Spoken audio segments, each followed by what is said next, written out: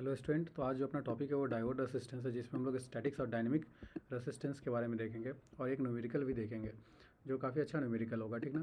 तो जो अगर हम बात करते हैं कि डायोड रेसिस्टेंस की, तो एक्चुअल प्रैक्टिस में ना कि कोई डायोड आइडियल डायोड नहीं। आइडियल डायोड हम उस डायोड को बोलते हैं जो कि क्या करता है ना, इन फॉरवर्ड बायस, ये अपने पास सिंबल है डायोड्स का, ठीक है। 1 मिनट, ये अपने पास ना डायोड का सिंबल हो गया।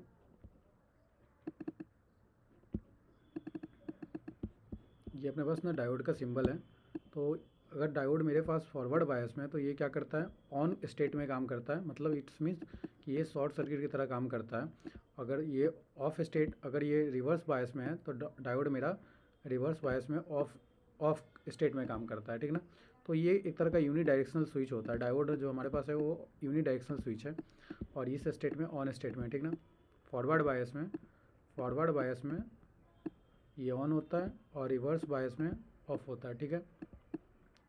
तो एक्चुअल प्रैक्टिस में अगर बात करोगे कि सारे डायोड जो है ना तुम्हारे पास क्या है कि अगर आइडियल डायोड की बात करोगे तो ये कंडीशन है, लेकिन सारे डायोड के आइडियल नहीं होते हैं। प्रैक्टिकली अगर हम बात करते हैं तो डायोड आइडियल नहीं होते, तो neither act as a perfect conductor. एक तो परफेक्ट कंडक्टर की जब ये फॉरवर्ड बायस हुआ तो ऐसा नहीं कि परफेक्ट कंडक्टर की तरह काम किया। यहाँ पे ऐसा नहीं कि अपोजिशन ऑफर नहीं करता, यहाँ भी रेसिस्टेंस कुछ होता है जो कि अपोजिशन ऑफर करता है, ठीक ना। That is a reverse resistance. इसमें ना फॉरवर्ड रेसिस्टेंस, इस टाइप का जो रेसिस्टेंस होता है उसको हम लोग बोलते हैं फॉरवर्ड रेसिस्टेंस। तो परफेक्ट कंडक्टर की तरह भी नहीं काम करता है, और अगर फॉरवर्ड बायस में, और इंसुलेटर की तरह नहीं काम करता, nor it act as insulator when it is reverse bias. जब ये रिवर्स बायस ऑफ स्टेट में होता है, ऐसा नहीं है कि ये इंसुलेटर की तरह काम करता है। तो अदर वर्ड में बात कर सकते हैं कि एक्चुअल डायोड ऑफर करता है एक स्मॉल रेसिस्टेंस को जो कि नॉट इक्वल टू जीरो होता है। तो द फॉरवर्ड बायस, जो फॉरवर्ड बायस में रेसिस्टेंस ऑफर करता है उसको फॉरवर्ड रेसिस्टेंस बोलते हैं, और जो ऑफर करता है जो कि हाई रेसिस्टेंस ऑफर होता है जो कि रिवर्स बायस में, जो कि इनफाइनाइट होता है, इसीलिए इसको ना क्या होता है, ये इंसुलेटर की तरह काम करता है। ये ओपन हो जाता है और करंट को फ्लो नहीं होने देता है। तो ये अपने पास रिवर्स रेसिस्टेंस की बात होती है। हम लोग फॉरवर्ड रेसिस्टेंस में देखेंगे ना कि स्टैटिक्स और डायनेमिक रेसिस्टेंस को, मेरा जो मोटिव है स्टैटिक्स और डायनेमिक रेसिस्टेंस को समझना है।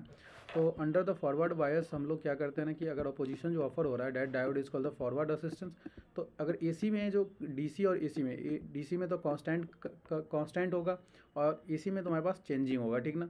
तो अगर चेंजिंग फॉरवर्ड रेसिस्टेंस, और ये अपने according to the forward resistance में भी स्टैटिक्स और the dynamics forward, static forward resistance और डायनेमिक फॉरवर्ड रेसिस्टेंस।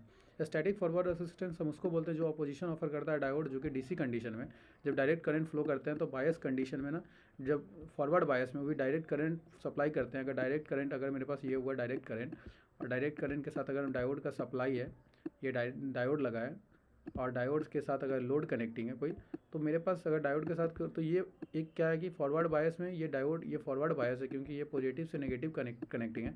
तो फॉरवर्ड बायस में इसका एनोड ना पॉजिटिव से कनेक्टिंग है कैथोड, तो इस तरीके से positive to positive terminal connecting है, तो इसको हम फॉरवर्ड बायस बोलते हैं। तो फॉरवर्ड बायस में अगर तुम देखोगे तो तुम्हारे पास क्या है, ये अपोजिशन जो एक रेसिस्टेंस ऑफर करता है, डेट्स डीसी फॉरवर्ड रेसिस्टेंस। उस रेसिस्टेंस को जो जो ऑफर करता है डायोड एक opposition, that is called the DC forward resistance. और it is measure taking the ratio of DC voltage across the diode, जिसको हम लोग बोलते हैं DC voltage to the diode to the DC current. DC voltage by DC, कभी भी हम resistance की बात करते हैं तो डायनेमिक या स्टैटिक्स रेसिस्टेंस, तो वोल्टेज बाई करंट ही आएगा। तो ये अपने पास ना जो वोल्टेज होगा ना, ratio of DC voltage across the diode and the DC current across the flowing through its. तो stand the refer the forward characteristics, ये अपने पास फॉरवर्ड कैरेक्टरिस्टिक्स हम लोग देखेंगे। तो it is clear point, the point P is operating point. ये जो पॉइंट पी है ना, it is clearly it is a operating point. तो इस पॉइंट से अगर हम देखते हैं तो मेरे पास क्या है ना कि अगर हम देखते हैं कि द फॉरवर्ड वोल्टेज इज ओ ए, अपने पास फॉरवर्ड वोल्टेज क्या है, ये अपने पास फॉरवर्ड वोल्टेज, ये अपने पास फॉरवर्ड वोल्टेज हो गया ओ ए, और फॉरवर्ड करंट क्या हो गया, ये अपने पास ये फॉरवर्ड करंट हो गया जो कि ओ बी। तो it is a ratio of forward current by the forward voltage, then the that is the statics forward resistance, that is called O A by O V, that is V by I. तो ये अपने पास क्या होता है, statics resistance होता है। ये क्लास 12th में भी काफ़ी अच्छा है। पूछ एक सेमीकंडक्टर में ना एक न्यूमेरिकल है, उसको उसी को डिस्कस करेंगे हम लोग। और डायनेमिक रेसिस्टेंस की बात करोगे तो डायनेमिक फॉरवर्ड रेसिस्टेंस जो कि एसी में ऑफर करता है by changing the current of flow in the forward bias condition. तो फॉरवर्ड बायस, इसको ना हम लोग बोलते हैं एसी फॉरवर्ड रेसिस्टेंस, जो कि ratio of change of voltage across the diode by resulting the change of current through its. तो D V by D T ये होता है अपना D V by D T. तो D V by D T the forward characteristics of the diode is on this figure. तो operating point P the A C forward assistance determining the varying of forward voltage और operating point is equal to the measuring द corresponding forward current. तो that is called the dynamic और AC forward assistance. जैसे कि अपने पास ये जो चेंज ऑफ वोल्टेज और चेंज ऑफ करंट जो आया ना, ये चेंज ऑफ वोल्टेज और चेंज ऑफ करंट, ये चेंज ऑफ वोल्टेज जो आया that is called the DV. ये अपने पास डीवी चेंज ऑफ वोल्टेज। अगर बात कर लेते हैं कि चेंज ऑफ वोल्टेज और ये अपने पास चेंज ऑफ करेंट, तो ये चेंज ऑफ करेंट और चेंज ऑफ वोल्टेज जो है ना मेरे पास, ये अपने पास क्या हो जाता है, डायनेमिक रेसिस्टेंस होता है। तो ये अगर हम देखेंगे ना ग्राफ के अकॉर्डिंग, तो मेरे पास D V by D I होता है, यही हमारे पास होता है, ठीक ना। तो फॉरवर्ड वैल्यू ऑफ रेसिस्टेंस इक्वेस्टर changing from the 1 to 25 ohm के रेसिस्टेंस के क्रॉस फॉरवर्ड का जो रेसिस्टेंस होता है रेंज इसी रेंज में लाइज करता है।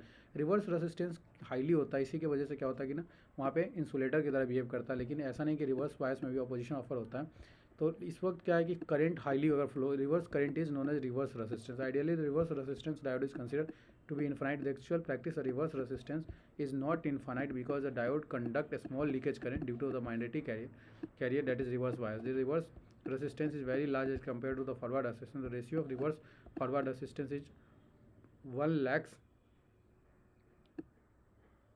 lakhs और ये अपने पास ratio of 1 of silicon diode and the 14,000 for the germanium diodes के लिए। तो अपने पास ना ये अपने पास डायनेमिक रेसिस्टेंस के हम लोग ना डायनेमिक रेसिस्टेंस क्या होता है, change of voltage by the change of current. हम लोग डायनेमिक रेसिस्टेंस के ना फॉरवर्ड देखो, फॉरवर्ड हम ना देखते हैं डायनेमिक रेसिस्टेंस के ना एक न्यूमेरिकल देखते हैं, उससे हम लोग काफ़ी कुछ समझ में आ जाएगा। तो ये अपने पास न्यूमेरिकल है जो कि अपने पास ना डायनेमिक रेसिस्टेंस के जो small change of voltage by the small change of current है। तो अपने पास ये वी आई कैरेक्टरिस्टिक दे रखा है, वोल्टेज ऑफ डायोड का कैसे जो मिली एम्पेयर करंट में और वोल्टेज में दे रखा है, ठीक ना। तो अपने पास सिलिकॉन डायोड है, तो calculate the resistance of diode resistance of diode निकालना है। आईडी दे रखा है, करंट दे रखा है 15 मिली एम्पेयर और वीडी दे रखा है डायोड वोल्टेज और डायोड करंट। मतलब क्या है कि डायोड का वोल्टेज और डायोड का करंट दे रखा है, आईडी और वीडी, डायोड करंट इज और VD is -10 volt.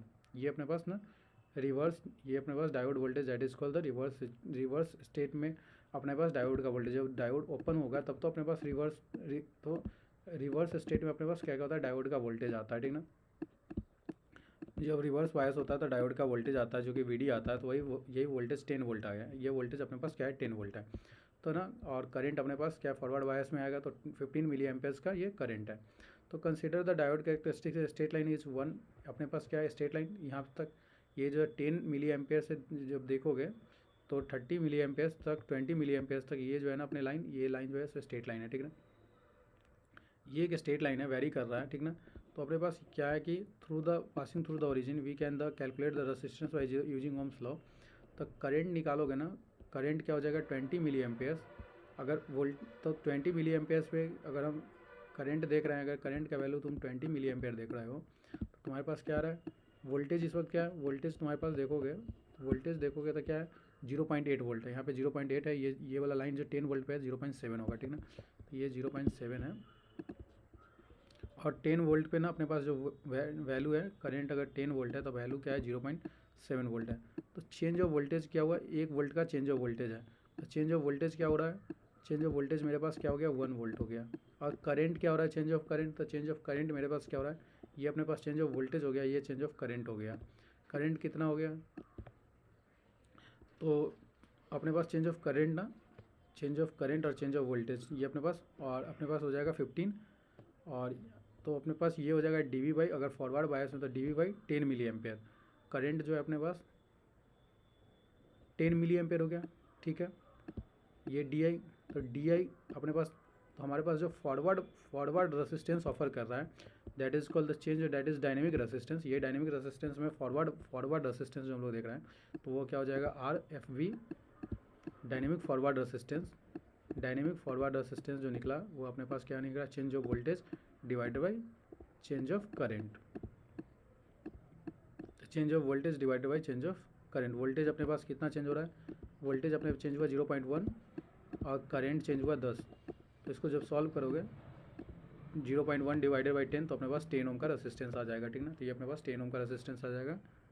Milli ampere में करंट दे रखा था, तो मिली एम्पेयर में, तो इसको सॉल्व करोगे तो 10 ओम का रेसिस्टेंस ऑफर हो गया। मिली एम्पेयर का मतलब होता है कि देखो 0.11 डिवाइडेड बाई मिली एम्पेयर मतलब 10⁻³ 1 इंटू 10 इंटू 10⁻³ तो 10⁻³।